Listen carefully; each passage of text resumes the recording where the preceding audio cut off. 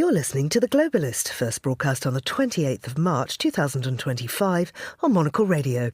The Globalist, in association with UBS.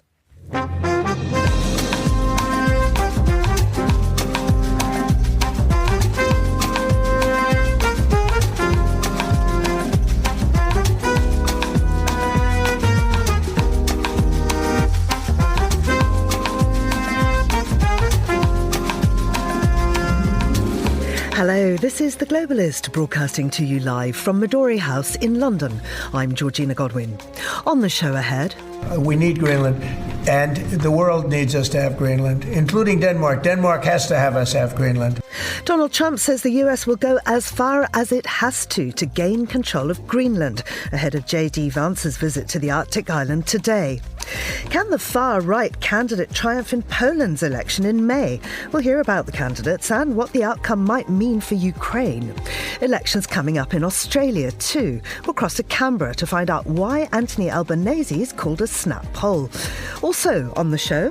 After 6 years and 40 million euros, São Paulo's Museu de Arte Moderna finally reopens to the public today. Bigger, bolder, and with a fresh new look. The grand reopening of a Brazilian cultural landmark. Plus a flip through the papers, the latest fashion news, and a glittering glance at what's next for the diamond industry. That's all ahead here on The Globalist, live from London.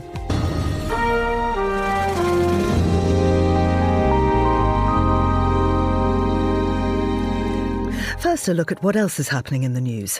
Russian President Vladimir Putin suggested Ukraine be placed under a form of temporary administration to allow for new elections and the signature of key accords to reach a settlement in the war.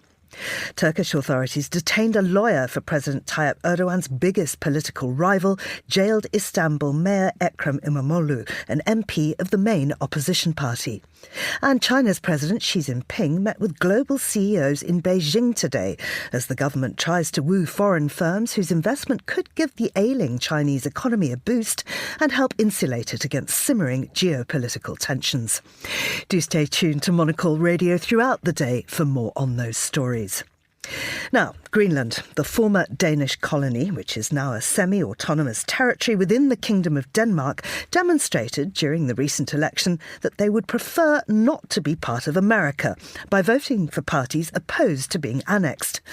However, the US President Donald Trump doesn't seem to care. Just this week, he said, "We need Greenland for international safety and security. We need it. We have to have it." He also said that the US will go as far as we have to get control of Greenland. Well, today, his Vice President JD Vance will arrive in the Arctic island to join his wife, who's visiting. The trip was scaled back as Greenland's Prime Minister described it as part of a very aggressive American pressure against the Greenlandic community. Well, I'm joined now by Bruno Kaufmann, who's a global democracy correspondent at Swiss Broadcasting Company. Bruno, I know you spent a lot of time in Greenland and reporting on the territory. I wonder if we could start with the news that's fairly late breaking, that following the recent election, a coalition has been reached. What's the makeup of the new government? Yes, good morning, Georgina. That's right. Today at 11 Greenlandic time, the new government will be presented, and this is, of course, a very timely announcement. And the fact is that this government will be the broadest coalition ever in Greenlandic history. It will contain of 4 out of the 5 parties in Parliament in Nuuk, and only the party which is most favorable to the United States and most favorable to a quick vote on independence will not be part of this government. So this is a sign from the Greenlandic politics and from Greenlandic society that Greenland stands together vis-à-vis the not very friendly moves from the United States. Nevertheless, Vance is going to be there today, but his itinerary completely scaled back. Can you tell us how his proposed visit has changed?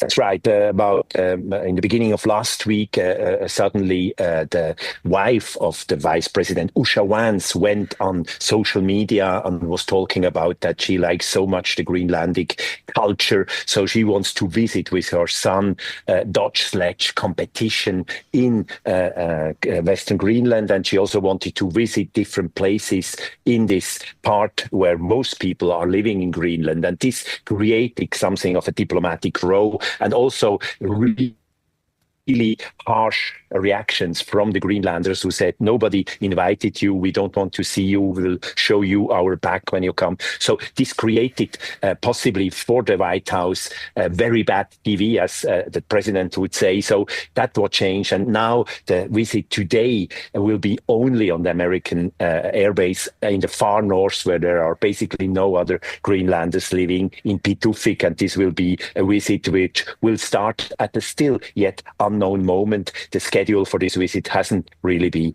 published. So is the scaling back of the tour seen as the US backing down? Is it a win for Greenland? And how is Washington spinning that? I wouldn't say it's a win for Greenland, even if the Danish foreign minister Rasmussen said this is a de-escalation. It could also be seen as the contrary, because now, of course, the US is not coming with a friendly, unofficial, almost private way of connecting with Greenland, but with the vice president, with the national security advisor, but also with the energy minister. And everybody asks, why is he also on this plane? And they will visit the military airbase. And this is the whole argument, the whole rhetorics of the United States is that the US needs Greenland for security of the US, but also the world. So it's, you can say, from soft to hard rhetorics. And we will see today very interesting announcements of the vice president. And of course, everybody in Denmark and in Greenland are now looking towards this performance, which will be broadcasted later today from Pituffik in the far north. I mean, I wonder if you could just unpick further exactly why the US wants Greenland. Why is it so desirable? I mean, there has been an American presence in Greenland since the Second World War. Basically, when Denmark was occupied by the Nazi German regime, Greenland was almost on its way to independence. And the US at that time basically occupied for a certain amount of years Greenland, and also ensured you can say the international safety of it. And since then, the US has been very present when it comes to the security arrangements. It has also been having big plans during the Cold War to create enormous amount of air bases up in the north. And after that, it changed. It was given back to Denmark, and Denmark has since then been the guarantor of the safety of Greenland. But this has been in the recent years very limited. And this is also the criticism of the United States, that Denmark hasn't taken this responsibility, and therefore it's legitimate to take over this biggest island of the world. But I mean, this aggressive language from Trump is essentially a threat to a fellow NATO member, isn't it?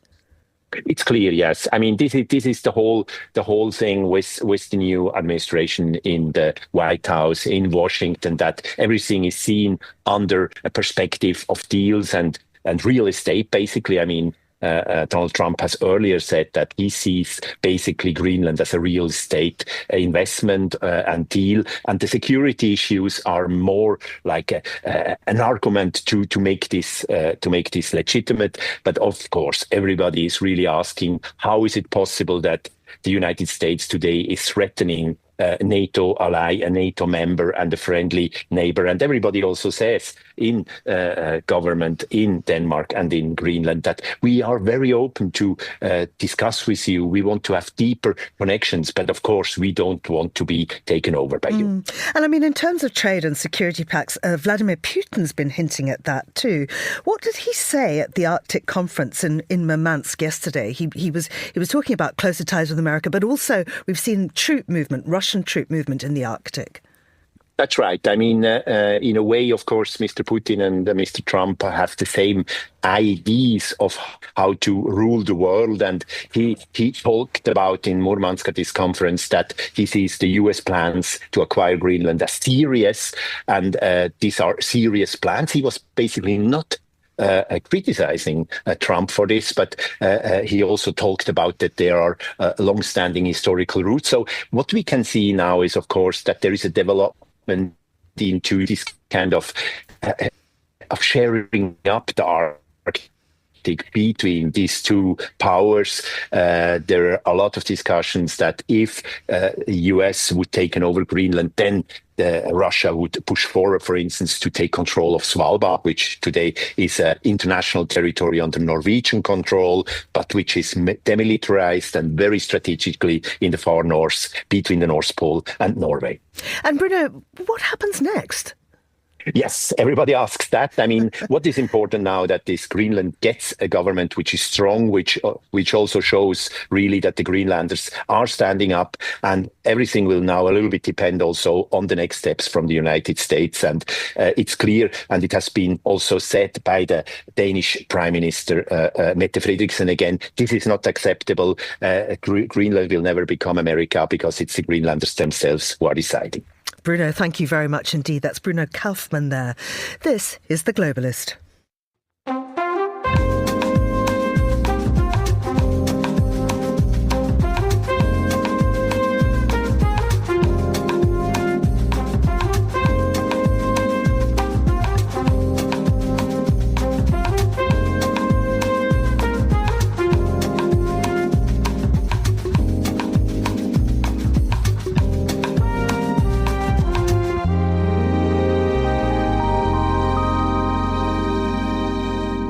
It's 8:11 in Warsaw, 7:11 here in London. The first round of voting for the Polish elections will be held on the 18th of May. A second round will be held 2 weeks later between the top two candidates if neither gets a majority of more than 50%. Well, I'm joined now by Alex Serbiak, who's Professor of Politics at the University of Sussex, to discuss this. Alex, thanks for joining us. It was initially assumed that this would just be a two-horse race. Can you just tell us first about those two front-running contenders? Yes, the two frontrunners are Warsaw Mayor Rafał Trzaskowski. He's the deputy leader of Civic Platform, the liberal centrist governing party of Donald Tusk, the current Prime Minister. He narrowly lost the presidential election last time around in 2020. And Karol Nawrocki, who's the head of the Institute of Public Remembrance, this is a historical research institute, he's the candidate of the right-wing conservative Law and Justice Party, which was the governing party for 8 years until it lost the election at the end of 2023. And it's now the main opposition party. But there is a third challenger. Who's he? Yes, so this is Sławomir Mencen. He is a young entrepreneur, and he is the candidate of a grouping called the Confederation. So this is a very interesting grouping. It's a radical right party, but its main message is a free market message. It talks about lowering taxes, simplifying the tax system, cutting back on the state, cutting back on social welfare benefits, deregulation. And this is a party that particularly has a strong following among younger voters. It communicates very effectively through the social media, and he's developed a lot of momentum. He's narrowed the gap between himself and the Law and Justice candidate, Karol Nawrocki, and there is now a very serious chance that he could actually overtake Mr. Nawrocki and make it into a second round runoff. And how would he fare in the second round? Well, that's very interesting question. The assumption is because he holds quite extreme views, or what's perceived to be extreme views. For example, he's very strongly, although he focuses on his free market economic appeal, he's very strongly socially conservative on issues like abortion, which puts him out of step with a lot of his younger voters. Actually, I think that he could actually have quite a good chance in the second round. The main reason being is that he represents a party that hasn't governed before. I mean, the problem that Mr. Nawrocki has is that although the current government is very unpopular and increasingly unpopular, he's associated with the previous government, which obviously is also very unpopular, whereas Mr. Mencen doesn't have any of that baggage. And so although most commentators assume that actually Mr. Trzaskowski has a better chance against Mr. Mencen, in practice, I think it's actually much, much more open. happen. And there are arguments for saying that Mr. Menson might actually be the more dangerous challenger for Mr. Trzaskowski. So this week, the Polish president, Andrzej Duda, signed into law a bill allowing the government to suspend the right to claim asylum for people entering Poland in what he called migration instrumentalization. So that's a reference to Belarus sending migrants over the Polish border as part of its and Russia's so-called hybrid war. Polish media has been reporting on this, but I wonder if this is also a backlash against the many, many Ukrainian refugees that are in Poland. Does Duda feel that he has to try and make some kind of public stand? Well, I think there are two elements to it. The first one is really about the way that the issue of migration has moved right to the top of the political agenda. And this is driven in many respects, not necessarily by the Ukrainian issue, but by the EU Migration Pact. So this is an attempt to reintroduce a proposal for the compulsory location of migrants around EU countries and finding countries that don't go along with that. So partly, I think Polish politicians like Mr. Duda are talking tough on migration because Polish attitudes have become more anti-immigration. But to some extent, it is also to do with the Ukrainian refugee issue, because although Poles very, very generously opened up to the millions of Ukrainians who went over the border after the conflict broke out with Russia, I think now attitudes are starting to change. And for example, an important part of Mr. Menson's appeal has been the argument that the Polish welfare state has been too generous to Ukrainian migrants through extending welfare benefits and social services. And in this sense, Mr. Menson has, even if he doesn't win, has played an important role in setting the agenda. Other candidates, other politicians are having to respond to the popular agenda he's putting forward. And an important issue there is the fact that Poland has been overly generous to Ukrainian refugees and needs to be less so in the future. Alex, thank you very much indeed. That's Alex Serbiak there. Now, still to come on the programme. We learned this week that nobody ever again need feel bad about a reply all mishap in a work email chain. That's Andrew Muller's satirical take on the week in news coming up. This is The Globalist.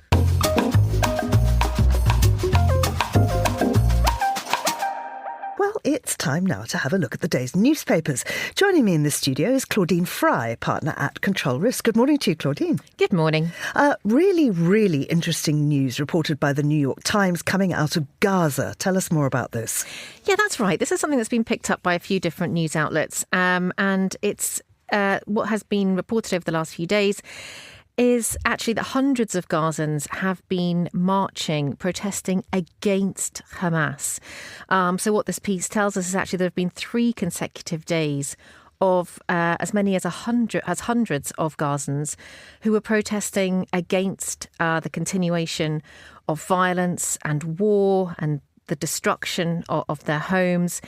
And calling for an end to rule by Hamas in Gaza, which has actually been in place since 2007. And so, yes, it's a really interesting illustration of the sort of emotion and anger that some Gazans may be feeling about what's going on there. Of course, the ceasefire that lasted just a couple of months has ended, and there has been a return to attacks on the territory by Israel over the past sort of few days, and Gazans have been through an enormous amount since 2023 in particular, and it's not clear that this is widely supported within Gaza, but it's an indication, particularly as often there was a huge amount of control by Hamas on the ability of Gazans to protest traditionally over the last 18 years or so. So it's very unusual for us to see this kind of expression of opposition to Hamas.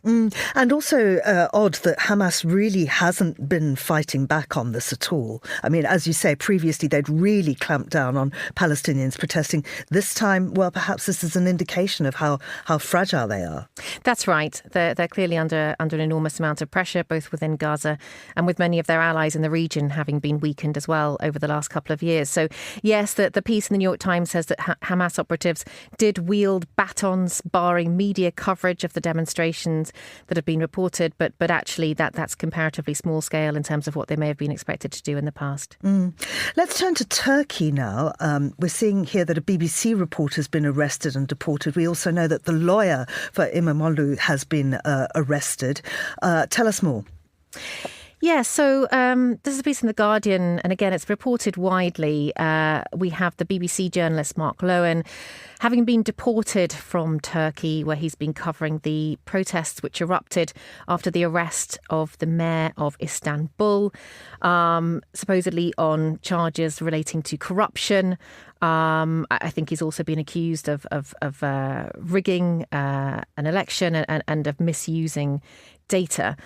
His supporters say that his arrest has been politically motivated, and it's certainly triggered the most significant protests against the government in Turkey that we've seen in some time. And the BBC journalist was deported, supposedly for being a threat to public order. He is perhaps the most prominent foreign journalist to have been impacted by what's going on in Turkey over the past week or so. But actually, well over 1,800 people have been detained, and that includes 11 Turkish journalists as well. And we know, of course, that Turkey's ranked 158th of the 180 countries and territories in that index of world press freedom that Reporters Without Borders produces every year. Yes, that's right. Turkey is a country that is one of several around the world that we describe as being examples of competitive authoritarianism. So essentially there's a fairly authoritarian leader, but there has been a continuation of elections which provide at least an opportunity to some degree for various political candidates to compete and for the expression of some views about the government and about the potential benefits of an alternative government to that which we have in Turkey at the moment, which of course is led by President Erdogan. But this latest crackdown on protests and the deportation of the BBC journalist is seen as perhaps a sign that we are moving into a territory which is more traditionally, truly authoritarian. And I mean, extraordinary because Turkey is so strategically placed and is, of course, a NATO member. That's right. And I think this is probably another example of where we are seeing the geopolitical environment enable leaders like Erdogan to operate in a way without fear of being heavily criticised or facing sort of punitive action as a consequence of what is happening domestically from countries like the US, from the West, from NATO allies. Turkey is so strategically significant, particularly with what's going on in Syria at the moment, also in Ukraine. And the US has certainly signalled under President Trump that it's not necessarily going to be making democracy a priority in terms of how it promotes and projects its objectives and priorities and tries to influence developments around the world. So protests coming from Palestinians, protests coming from Turks. But here in the UK, a campaign group, Just Stop Oil, says they're going to stop protesting. Yes, that's right. This might be a surprising development. Just Stop Oil is a group that's very well known here in the UK, perhaps less so around the world.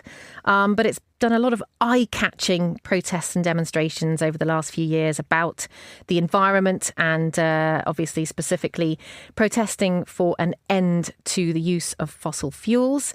And as the FT is reporting, the group has announced that it's going to end its protest campaign. It's going to stage one last protest in April in Parliament Square in London. But after that, it's going to adopt a new strategy. It says, we've achieved a huge amount. They've described themselves even as one of the most successful resistance campaigns in recent history. Indeed, they note the fact that they've had successes in terms of persuading the UK government that oil and gas production does need to end. They consider that a major achievement on theirs, but it's time to move to a new strategy. This group has been very, very prominent here in the UK, partly because it's been prepared to take action which has been highly disruptive, for example, blocking motorways. Also because it includes a lot of people who are not your traditional radical activists.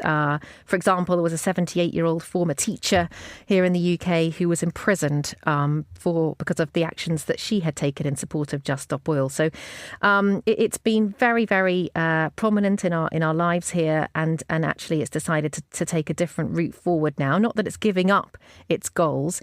So I think this is partly a reflection of the fact that perhaps, as it says, the UK government has acknowledged the need to move more rapidly towards renewables and away from fossil fuels. But I think the move that's being taken by this group is also a reflection of the fact that it's not always been very popular. And some of the most disruptive activities and demonstrations that it has staged have attracted booing or have been criticised by people that have been affected by their protests. I'm going to show you a picture and I want you to tell me how it makes you feel and if there's a word for it. So the picture I'm showing Claudine right now is of the most adorable little puppy. It's fast asleep and it's cuddling its teddy bear. And all I can think to say actually is, oh. But a dictionary, the Oxford English Dictionary, says that there is actually a word for that, which I think is pronounced gigil. Yes. Oh, well done. Yes. I hadn't quite worked out how to say that. That sounds very good. Yes. So the Oxford English Dictionary does a quarterly update where it adds new words in. And this time it's got a focus on including now words from other languages which become normalised in English vocabulary. And yes, this word gigil is as actually from the Philippines Tagalog language. And it's described as a word that gets at what psychologists describe as cute aggression. A feeling so intense that it gives us the irresistible urge to tightly clench our hands, grit our teeth and pinch or squeeze whomever or whatever it is we find so adorable, which I think that puppy is a great example of. Absolutely. Claudine, thank you very much indeed. That's Claudine Fry there from Control Risks. Now, here's what else we're keeping an eye on today. Russian President Vladimir Putin suggested Ukraine be placed under a form of temporary administration to allow for new elections and the signature of key accords to reach a settlement in the war. Putin's comments during a visit to the northern port of Murmansk came amid US attempts to forge a settlement to the conflict by re-establishing links with Russia and engaging with both Moscow and Kyiv in separate talks. Turkish authorities detained a lawyer for President Tayyip Erdogan's biggest political rival, jailed Istanbul Mayor Ekrem İmamoğlu, an MP of the main opposition party. İmamoğlu, a CHP member who leads Erdogan in some polls, was jailed on Sunday, pending trial for graft, provoking the largest anti-government protests in a decade, which led in turn to mass arrests nationwide. And China's President Xi Jinping met with global CEOs in Beijing today, as the government tries to woo foreign firms whose investment could give the ailing Chinese economy a boost and help insulate it against simmering geopolitical tensions. This is The Globalist.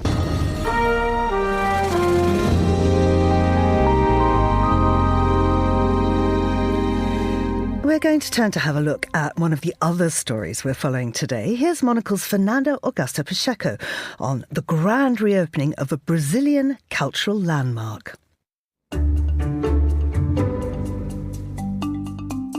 After 6 years and a whopping 40 million euros investment, São Paulo's Museu de Arte Moderna is finally reopening today. Brazil's first modern art museum has more than doubled in size with a bold new addition. A towering 14-story black monolith that contrasts sharply with the iconic red-trimmed glass original from 1968. This expansion is a powerful statement on Latin America's ever-growing and emboldening art scene. The grand reopening kicks off with MASP Histories, showcasing masterpieces from the museum's vast 10,000-piece collection, including paintings by El Greco, Cézanne, and Brazilian modernists like Anita Mafaldi. Prior to the expansion, the museum only had the means to display 1% of its total collection. With this new development, there's no excuse not to give paulistanos what they want. Many thanks to Fernando. And for more from Monocle's editors and correspondents around the world, do sign up for our free daily newsletter at monocle.com/minute.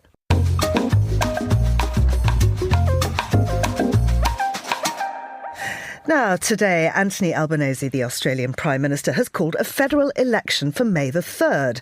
This means the start of a 5-week campaign between his Labour Party and the coalition under Peter Dutton. Polls suggest a tight race between the two major parties, with the cost of living, housing and healthcare dominating voter concerns.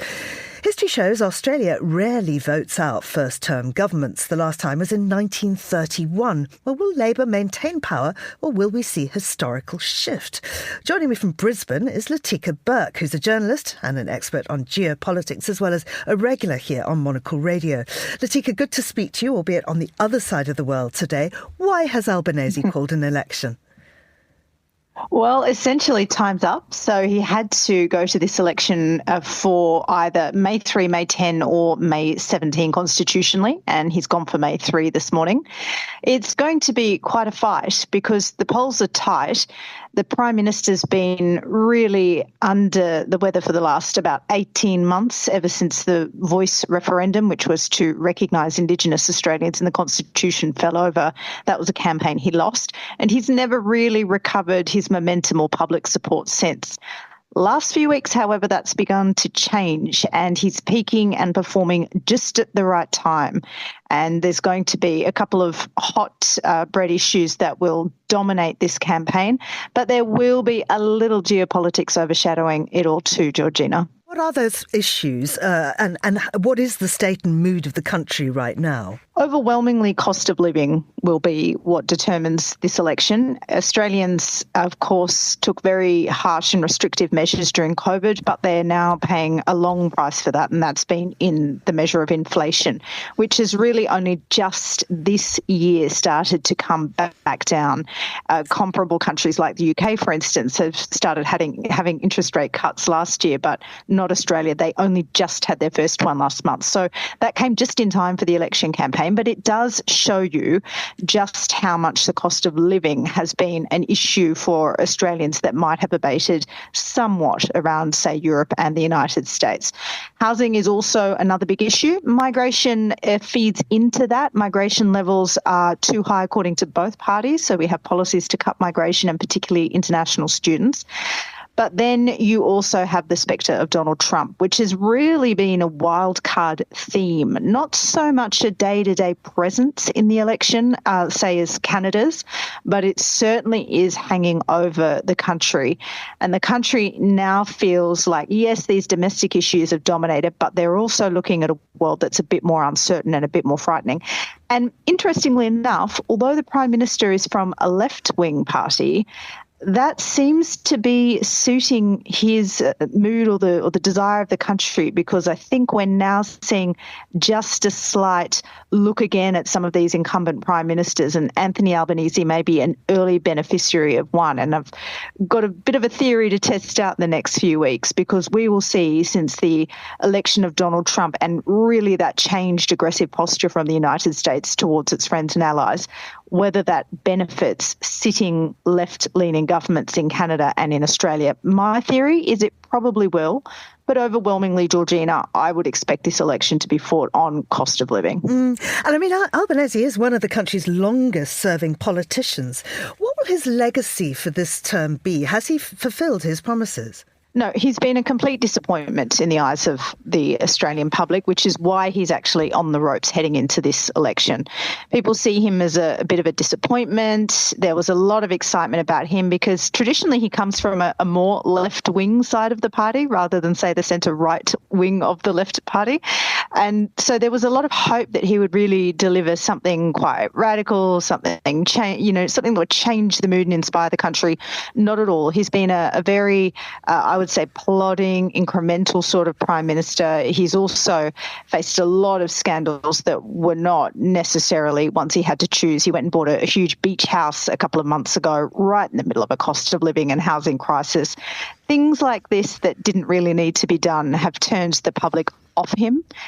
It's not quite the same to say they're really angry at him, but they do find him very disappointing. Fortunately for Mr Albanese, his opponent, Peter Dutton, is someone who's been in Parliament roughly around the same time as him and has also not made a great impression on the public despite all that time in politics. So once again, Australia is heading to an election between two not very inspiring male candidates, and you're going to see, I think, again, Georgina, a big break in the two-party stranglehold that's been dominating Australian politics since Federation. And we will see, I think, further growth in what we call teal independence, either very progressive centre-right / Liberal. In Australia, the Liberal Party is a right-wing party, or green sort of leaning teal independents. And a lot of these community independents are getting a huge following around inner city seats and also, interestingly, in some regional seats.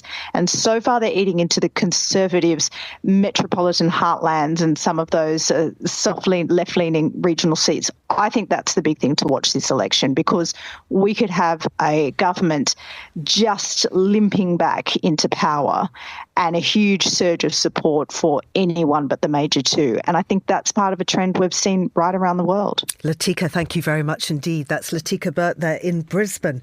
This is Monocle Radio. Well, let's turn now to some breaking news. 2 earthquakes have struck Myanmar, with reports of strong tremors felt in Thailand and elsewhere in the region too. Monocle's Asia editor James Chambers joins us on the line from Bangkok now. James, what do we know so far? Hi, Georgina. Yes, about just over an hour ago, there was a 7.7 on the Richter scale earthquake that hit near the city of Mandalay in Myanmar, which is close to the border in Thailand. And then pretty soon after, there was a 6.4 aftershock. I am in Bangkok. We felt some pretty big tremors here. I mean, I was standing on the SkyTrain here, one of the platforms, and it started shaking. I thought it was the trains, and I thought it perhaps was a bomb, but then suddenly you realize actually it must be an earthquake, and everyone had to evacuate. And this is downtown Bangkok, and so all the malls, all the offices, everyone was just pouring out onto the streets, and I guess everyone's still out on the streets just waiting to see what happens now. So, I mean, this is quite a rare occurrence in the region. What's been the reaction so far? What are people saying on the streets? Yeah, that's right, because I guess, 7.7 is big, but then again, if you're perhaps in Japan, or you're probably used to these numbers. But the big thing here is that it's very rare. It doesn't happen a lot. Although, funnily enough, I've been spending the day today going around meeting various Monocle contributors, and everyone's got a kind of a story, an earthquake story. I met with a lady this morning who'd moved from Japan. She's half Thai, and it's the first time she's had that experience here. And the chap I'm meeting with now had moved from Taiwan, and he experienced their massive earthquake last year. So, even if you've been through it before, everyone's shooken up, and people here are still kind of wandering what happened. And there are some crazy videos going around of whole buildings collapsing in Bangkok, particularly ones that were under construction. And there's these scenes of swimming pools emptying out their water, the rooftop ones on the top of these hotels. So nothing too devastating here in Bangkok. I imagine it's going to be much worse in Myanmar and Mandalay and the surrounding region. Here in Bangkok, it seems to be okay, but let's see what happens. James Chambers in Bangkok, thank you very much indeed. This is The Globalist. UBS is a global financial services firm with over 150 years of heritage. Built on the unique dedication of our people, we bring fresh thinking and perspective to our work. We know that it takes a marriage of intelligence and heart to create lasting value for our clients. It's about having the right ideas, of course, but also about having one of the most accomplished systems and an unrivaled network of global experts. That's why at UBS, we pride ourselves on thinking smarter to make a real difference. Tune in to The Bulletin with UBS every week for the latest insights and opinions from UBS all around the world.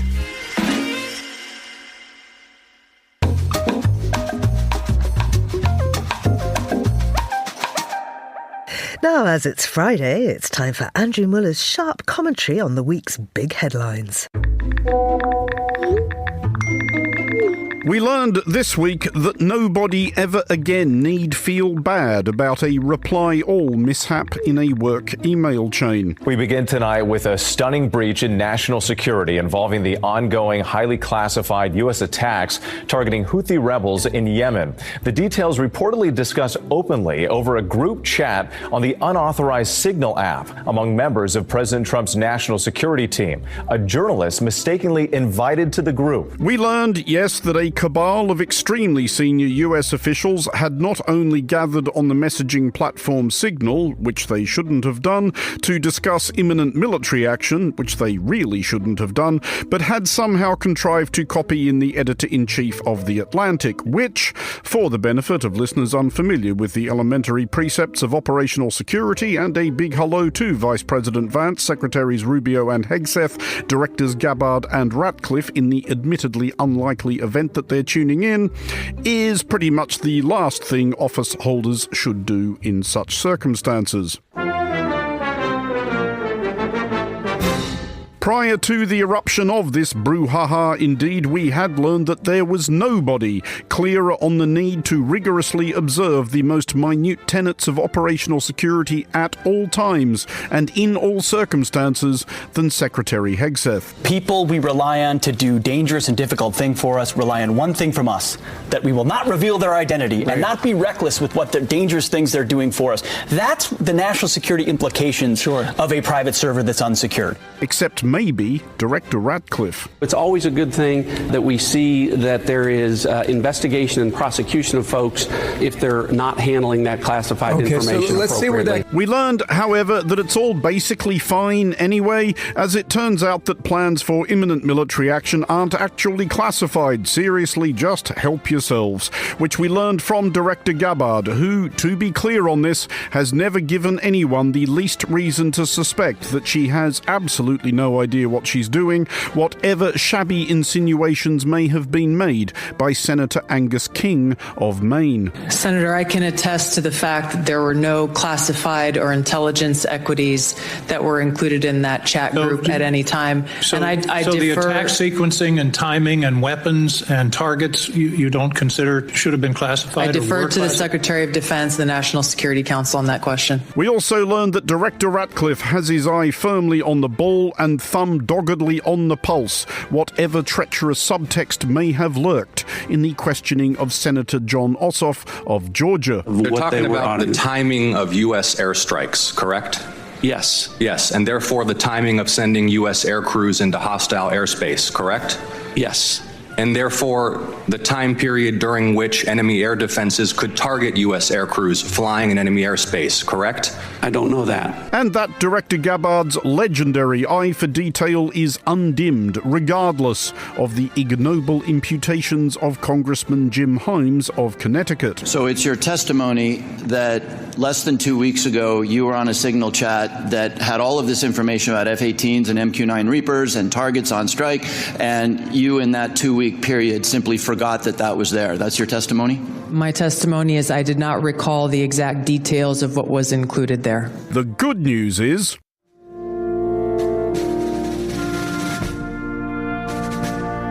that we learned that reassurance was on offer for nervous allies of the steadfastness of American leadership, from Trumpist Congresswoman Marjorie Taylor Greene of Georgia, who met the press to demonstrate that the luminous values of the America that President Ronald Reagan described as a shining city on a hill still blaze brightly, the better to guide the free world. Should the Defense Secretary... What country are you? Wait, what country are you from? The UK. Okay, we don't give a crap about your opinion and your reporting. And we learned, as always, that the Commander-in-Chief was both on top of it and determined to get to the bottom of it. I'm not a big fan of The Atlantic. To me, it's a magazine that's going out of business. I know nothing about it. You're saying that they had what? They were using Signal to coordinate on sensitive materials and having to do with what? Having to do with what? What were they talking about? In fairness to the president, we learned that he had much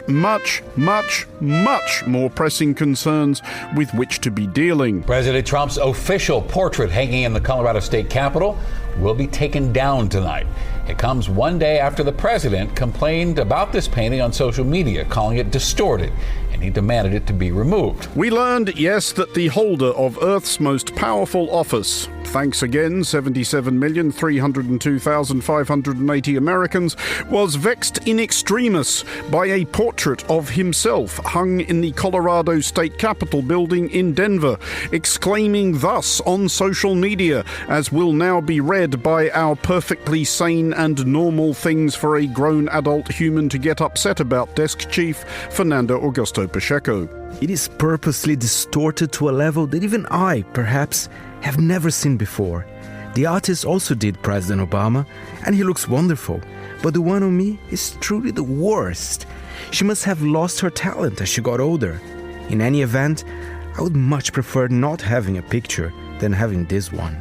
But many people from Colorado have called and written to complain. In fact, they're actually angry about it. From which we appear to have learned that while his senior advisors were discussing committing American forces to action, the president was answering the phone to miffed art critics from the Centennial State, solemnly agreeing with them that the portrait made him look like some sort of portly, orange-skinned, weird-haired conman in a shapeless suit and an overlong tie. Not the first time he's complained about being framed, am I right? But sticking with the subject of cold-blooded swamp creatures, we learned that for the first time in Olympic history, rowing could shortly become a semi-interesting spectator sport. Incredible, but true. We learned that at the Brisbane Games of 2032, rowing events will actually be held in the settlement of Rockhampton, about a 7-hour drive away, or what Queenslanders call just down the street. We specifically learned that the rowing will occur on the stretch of the Fitzroy River which flows through Rockhampton, and we learned, although not the hard way, as one or two reckless, unwary and or drunk bathers have down the years, that the Fitzroy River is inhabited. We had a large crocodile removed here last year, which we wanted removed so that people could recreate on the river without fear of having a human-crocodile interaction. We, for one whimsical news monologue, believe, however, that the threat of what was there delicately termed a human-crocodile interaction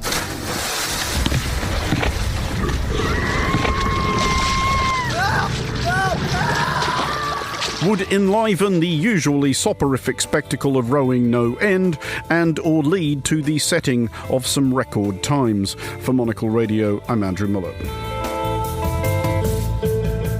Many thanks to Andrew. Talking crocodiles, well, we're not going to mention Lacoste, but we are going to speak about fashion with Benedict Brown, who's a journalist and a consultant specialising in menswear. Benedict, many thanks for coming in. I'd like to jump straight in with Jonathan Anderson, the founder of JW Anderson, and until recently the creative director of the Spanish brand Loewe. Tell us the news there. Yes, exactly. Loewe, which is part of the LVMH family, has had an incredibly successful 11 years. I mean, prior to Jonathan Anderson taking the helm, it was a highly respected, but perhaps not on everyone's radar as a luxury brand, but specialising primarily in leather goods. But with Jonathan Anderson kind of steering the brand, it's become a luxury powerhouse for fashion as well. He's stepping down. We don't know where he's going, though the rumour mill is certainly swirling and people are saying Dior. But it's a moment of huge change for Loewe. And he's been replaced by Jack McCullough and Nazara Hernandez, who are the founders of a New York City-based Proenza Schuler. Proenza Schuler is not as conceptual as Loewe, so they've got kind of big boots to fill, but they really, really do appreciate craftsmanship and silhouette and structure and tailoring, which Loewe is, of course, known for. So it'll be really interesting to see how well they do there. And their first collection should be in September. Now, we're also getting news of who's going into the top job at Gucci. Yes, and so over to Kering, the other kind of major conglomerate. In February, they announced that Sabato De Sarno was stepping down as creative director after 2 quite short years. As to who he was going to be replaced by, the jury was out, and then the week before last, they announced that it was going to be Denna Guasfalia. Denna is known for his work at Vetements, a company he founded, and then Balenciaga, a Parisian couture house. He's known for quite very edgy luxury streetwear. He kind of pioneered that luxury streetwear kind of movement in the late teens. And he's stepping into Gucci, which is obviously a very glamorous, storied Italian fashion house. So it'll be interesting to see how he kind of transitions in that. But Kering certainly needs someone to boost sales, and Demna is a master at kind of producing very commercial products, whether it be clothing or accessories. Now, last week we covered the fact that Donatella Versace, of course, is moving on. She stepped down. Well, what's the reaction been to that? It's end of an era, isn't it? It's kind of sad when those people kind of step aside, and there aren't many people of her kind of stature left in those big roles. I mean, I can only think of the likes of Giorgio Armani and Ralph Lauren, although they are a bit older. But it's sad, but it's she's still going to be in the picture. Sorry. Why do you think we're seeing so many changes in creative directors happening all at the same time? Well, I think in the case of Donatella, I think she's been there for 30 years as creative director, and so perhaps it was time for a shake-up. But obviously the shareholders are probably looking at the balance sheet and needing to shake it up there. But that's certainly the case with Gucci. They need to turn things around. As for Loewe, I think that's more Jonathan Anderson having his sights set on Paris. Benedict, thank you so much for coming in. That's Benedict Brown there, and this is The Globalist on Monocle Radio.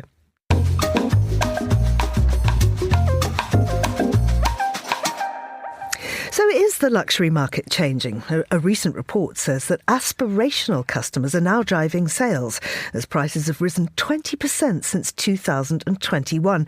Well, let's examine this through the lens of diamonds. So I'm joined now by Tobias Cormand, who is Managing Director of 77 Diamonds.